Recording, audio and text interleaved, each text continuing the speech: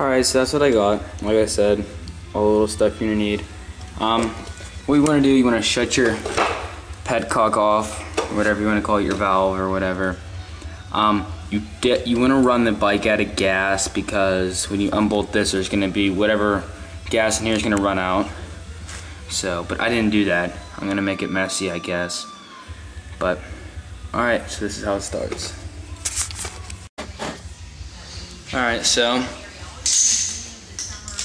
you begin by taking off your shroud, or I mean not your shroud, number plate pretty much.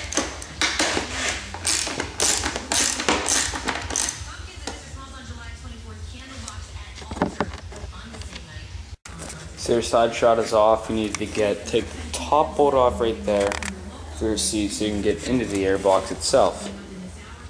So once you get the other shroud off, you begin taking off the air filter. Should be like a wing nut. Not like a wing nut, but like a wing bolt, if you will.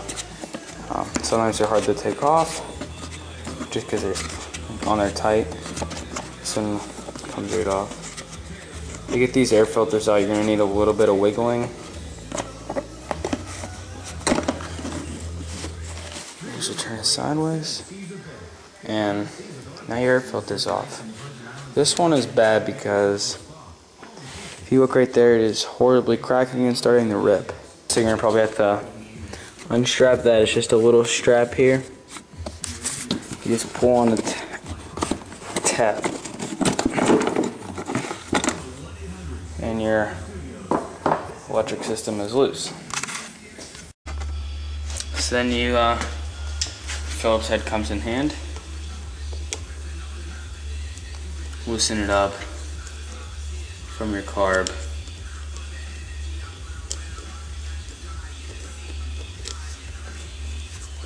I like to really get it loose, because sometimes even if it's loose, it still wants to stick on there. So you get that loose. Once you get that, you have to take off your rear fender also. That helps get the air box out. Once you have the 4 bolts loose, one by the subframe there and the one by the air box right there, just take her off. Okay. Now, like I said, there's still the clamp that is loose there. Once you push it off, like right there, that bolt was, because I had to take the bolt actually completely out of the clamp. So then I'm going to start by taking off the fuel line. Like I said, you're supposed to you shut off the petcock, and then usually run the fuel out. I didn't run the fuel out, so it's going to be a little bit messy.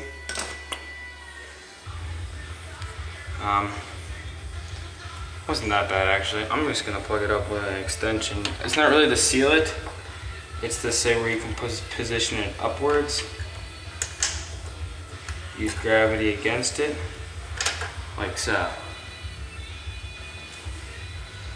Then you're gonna begin by taking off one clamp if you can find your Phillips head.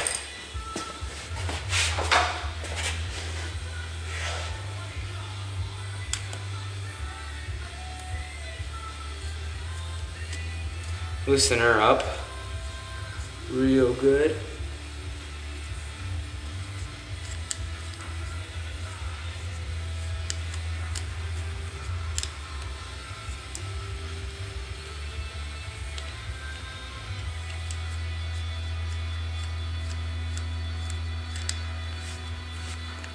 Sweating. And then begin to wiggle your carb out of there. Sorry.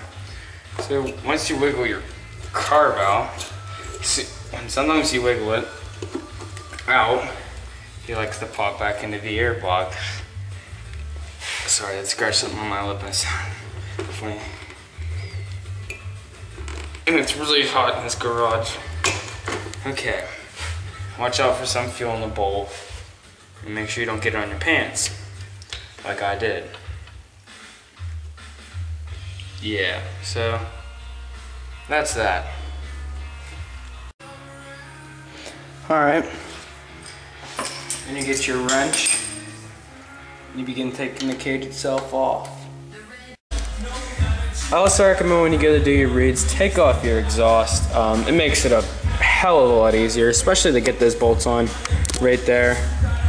Sorry I took the weight out of the chain, drop by the way for the reeds to come in. What we're gonna need now is like a razor to basically scrape the gasket off. So, I mean, pretty much the slide. If you have gasket remover, like it helps. The Suzuki has these like paper gaskets. They're not much to get off. I almost caught myself there, actually pretty bad. I'm gonna turn on this freaking music. Alright, sorry about that. So they actually want you to cut the tabs off, which is, I thought it was a little crazy, but rubber tabs to be removed. So I didn't know that. That's why I went to go line it up there. It was all messed up. So just cut them off with some scissors and then trim them up with some like side cutters or something. I mean, cut them with side cutters and trim them up with scissors or something. Well, if you do a lot of filing, you start sweating really bad. Like, I mean, I've got veins flying out everywhere from it. But what you get is something, you cut it and then you start filing and you'll get a little bit of a erase thing, but the gasket should fix that. I mean, I'm really surprised they'd like make you do that, but we'll see how it works. Alright, back on track to putting the reeds on. I'm going to put one gasket on each side of the reeds, one for the intake and one for the faceplate of the engine actually.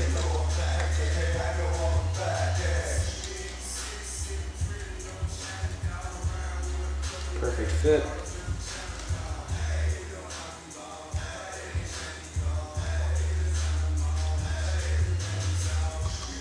Start off with the reeds.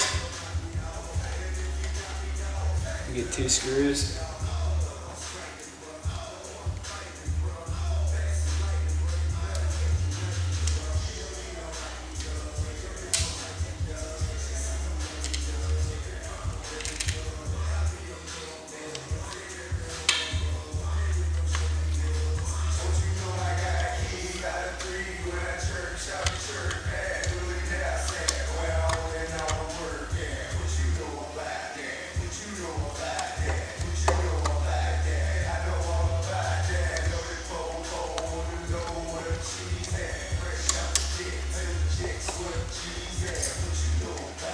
Not that bad.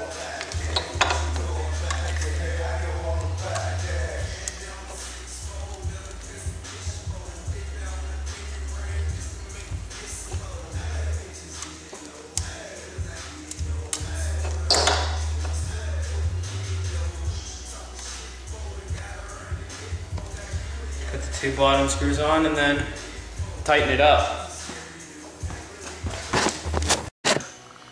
Once you get them all tightened down, do it in X formation almost, and you start reassembling with the carb by getting your clip.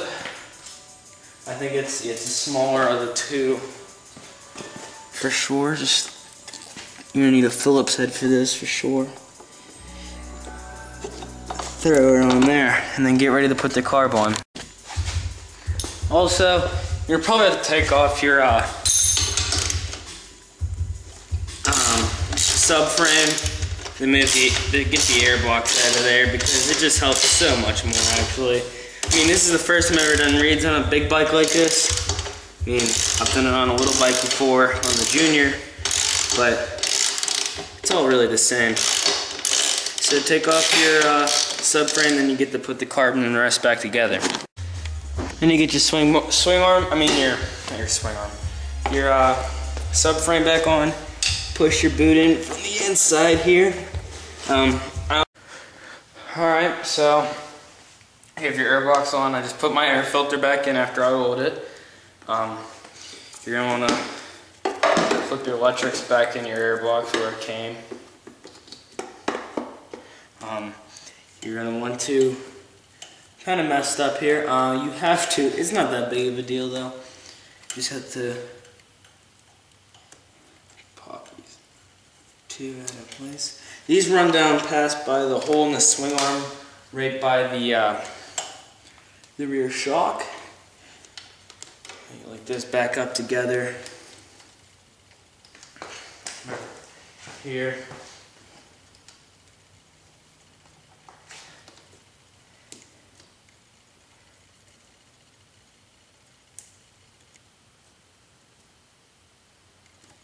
Okay.